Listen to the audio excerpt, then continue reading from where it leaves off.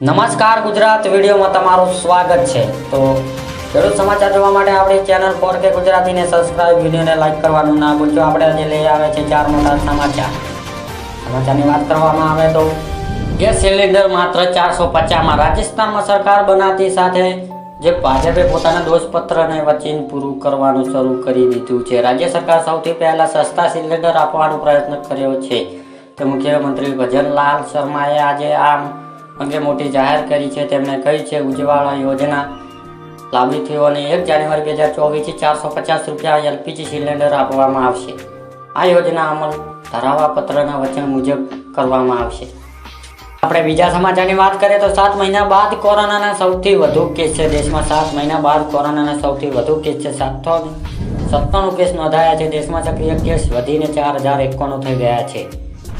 કેરળમાં આજે સૌથી વધુ 5 મોત થયા છે, જ્યારે મહારાષ્ટ્રમાં 2, તમિલનાડુમાં 1 દર્દીનું મોત થયું છે। છેલ્લા 19 મે 2023ના રોજ કોરોનાના 865 કેસ નોંધાયા હતા। ત્યારબાદ કોરોનાનો લો ધીમો પડ્યો હતો। જો કે હવે દેશભરમાં કોરોનાના કુલ 4091 એક્ટિવ કેસ છે, જેમાં GN 145 કેસ છે।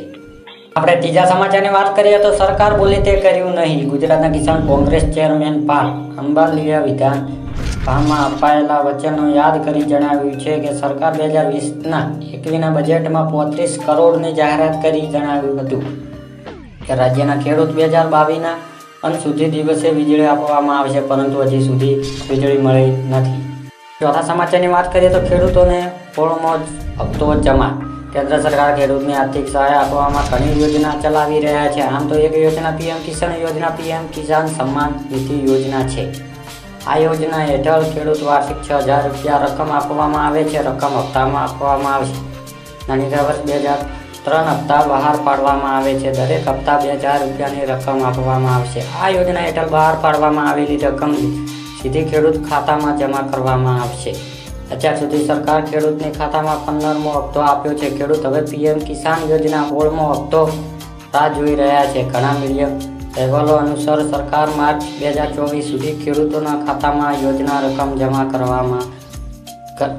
જમા કરાવી શકે છે। PM મોદી તેમણે ઝારખંડ મુલાકાત દરમિયાન 15 નવેમ્બર 2023ના રોજ CBD દ્વારા યોજના હપ્તો બહાર પાડવામાં આવ્યો હતો।